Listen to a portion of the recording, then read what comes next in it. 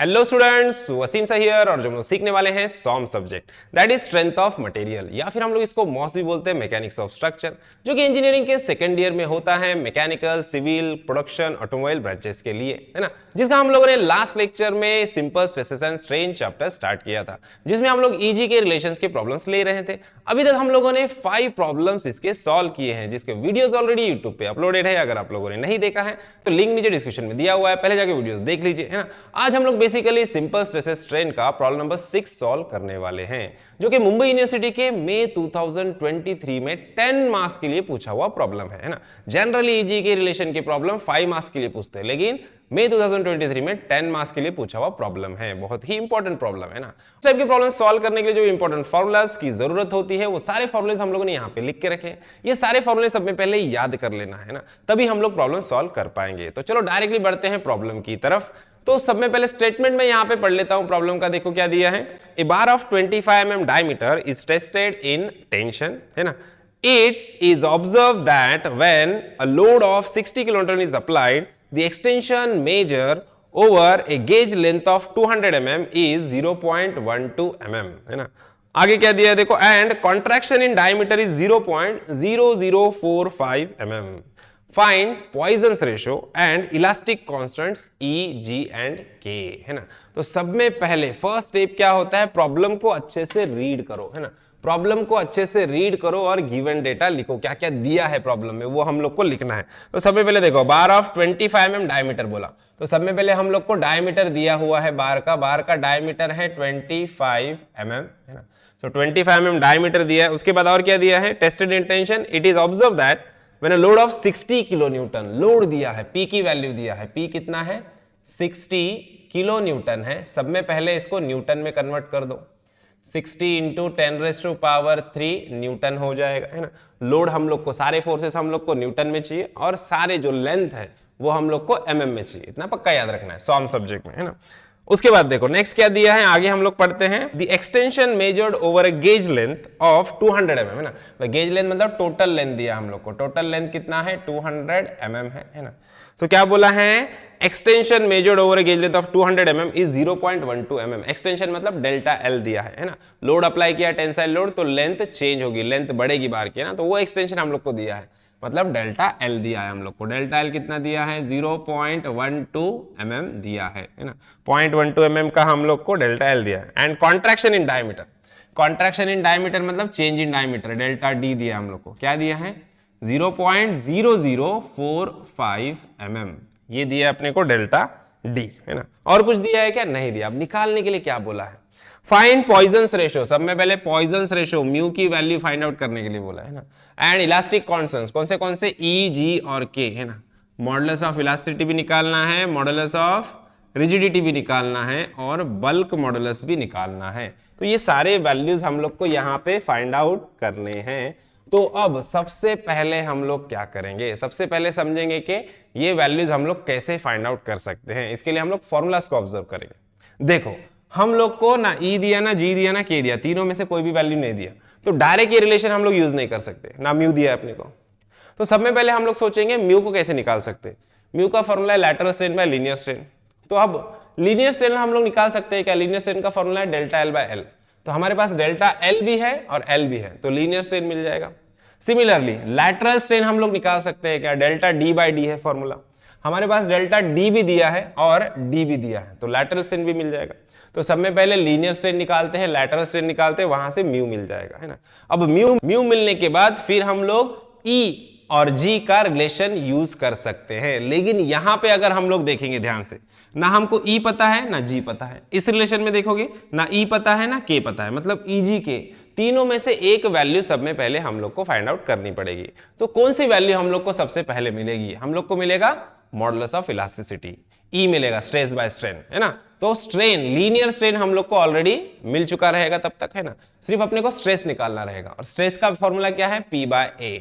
तो P अपने को दिया हुआ है 60 इंटू 10⁻3, और एरिया हम लोग निकाल लेंगे, डायमीटर दिया है, क्रॉस सेक्शनल एरिया का फॉर्मूला होता है π/4d²। तो इस तरह से हम लोग को E मिलेगा, फिर वहां से G और K इस रिलेशन से मिल जाएंगे। तो इस स्टेप से हम लोग को प्रॉब्लम को सॉल्व करना है। तो चलो प्रॉब्लम को सॉल्व करने की तरफ बढ़ते हैं। सब में पहले हम लोग को ई निकालना है, लीनियर स्ट्रेन निकालना है। क्या है formula? Delta L upon L, है ना। अब डेल्टा एल क्या दिया है हम लोग को? डेल्टा एल दिया है 0.12, तो 0.12 अपॉन एल कितना है? 200 mm है।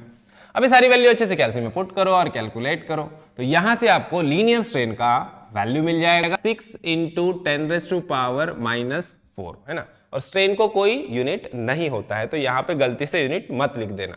अब नेक्स्ट जो वैल्यू निकालेंगे, लैटरल स्ट्रेन निकालेंगे। क्या है formula? Delta D by D, change in diameter by original diameter. Delta D हम लोग को पता है कितना है? 0.0045, है ना, और डायमीटर दिया है हम लोग को 25, है ना। अब ये सारा वैल्यू कैल्सियम में अच्छे से पुट करो और कैलकुलेट करो, तो यहां से आपको लैटरल स्ट्रेन का वैल्यू मिल जाएगा 1.8 × 10⁻⁻⁴, ये मिल जाएगा लैटरल स्ट्रेन।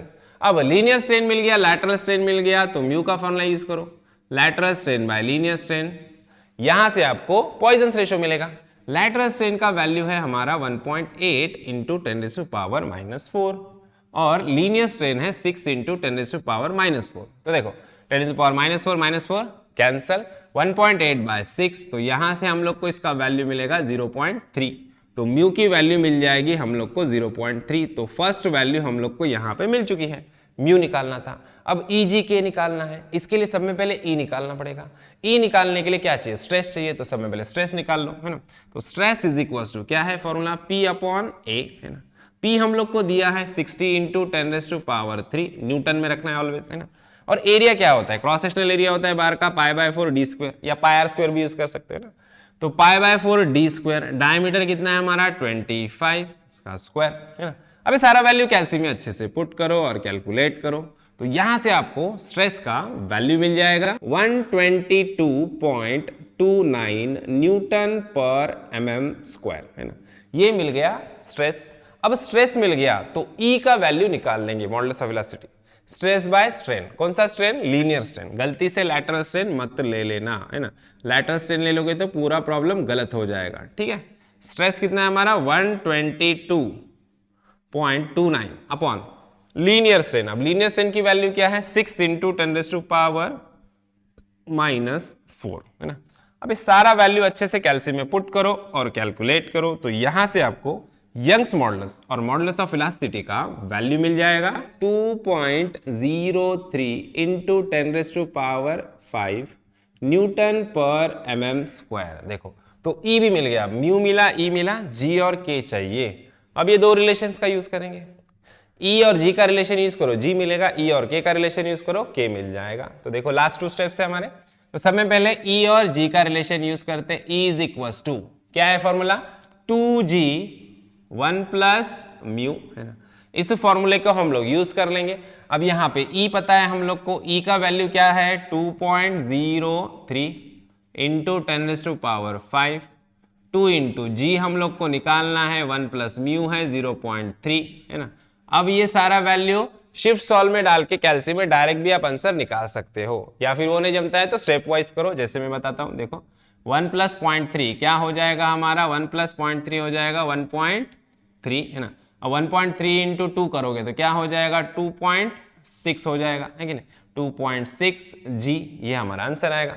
अब ये 2.6 इधर मल्टीप्लिकेशन में, इसको उधर लेके जाओ, डिवीजन में चला जाएगा, देखो। और यहां से आपको G का वैल्यू मिलेगा 2.03 × 10⁵, और ये 2.6 इधर डिवीजन में जाएगा इसके, है ना। अब ये सारा वैल्यू कैल्सियम में अच्छे से पुट करो और कैलकुलेट करो, तो यहां से आपको G का वैल्यू मिल जाएगा 78.07 × 10⁻³ Nm², है ना। तो ये मिल गया मॉडुलस ऑफ रिजिडिटी। अब लास्ट बचा हमारा बल्क मॉडुलस। तो बल्क मॉडुलस निकालने के लिए ये वाला रिलेशन यूज करेंगे, E और 3K का रिलेशन हम लोग यूज करेंगे। देखो E इज इक्वल टू क्या होता है? 3K 1 - 2 म्यू, है ना। अब E का वैल्यू हम लोग को पता है 3K के बाद 1 - 2 × म्यू, म्यू कितना है हमारा? 0.3 है ना। अब यहाँ पे भी आप शिफ्ट सॉल्व में डाल के वैल्यू निकाल सकते हो, या स्टेप वाइज करना है तो स्टेप वाइज करो, आपकी मर्जी। देखो अब यहाँ पे 1 - 2 × 0.3 क्या होगा? 0.6 होगा, ठीक है। अब 1 - 0.6 क्या हो जाएगा? 1 - 0.6 होगा 0.4। अब 0.4 × 3 करोगे आप तो आ जाएगा 1.2K, है ना। और इधर ई का वैल्यू हम लोग को पता है, ई का वैल्यू कितना है 2.03 इंटू 10⁵ एज इट इज है ना। अब ये 1.2 इसके साथ मल्टीप्लीकेशन में इधर गया तो डिवीजन में जाएगा और के का वैल्यू मिल जाएगा। देखो लास्ट स्टेप में यहाँ पे 2.03 इंटू 10⁵ डिवाइडेड बाई ये 1.2 मल्टीप्लीकेशन का इधर डिवीजन में जाएगा 1.2। अभी सारा वैल्यू अच्छे से कैलसी में पुट करो और कैलकुलेट करो तो यहां से आपको के का वैल्यू मिल जाएगा। देखो के का वैल्यू मैं यहां पे लिख देता हूं, के का वैल्यू मिल गया हम लोग को 1.69 इंटू 10⁵ न्यूटन पर mm स्क्वायर है ना। और यहां पे हमारा प्रॉब्लम खत्म होता है, सारे वैल्यूज जो हम लोग को पूछे थे हम लोगों ने फाइंड आउट कर लिए। देखो इतना इजी प्रॉब्लम था, 10 मार्क्स के लिए पूछा हुआ था है ना। देखो आई होप आपको प्रॉब्लम अच्छे से समझ में आया है। वीडियो अच्छा लगा है तो वीडियो को लाइक कीजिए, ज्यादा से ज्यादा अपने दोस्तों के साथ शेयर कीजिए और चैनल को सब्सक्राइब करना ना भूलिए। तो मिलते हैं नेक्स्ट वीडियो में नेक्स्ट प्रॉब्लम के साथ, तब तक के लिए थैंक यू, बाय बाय।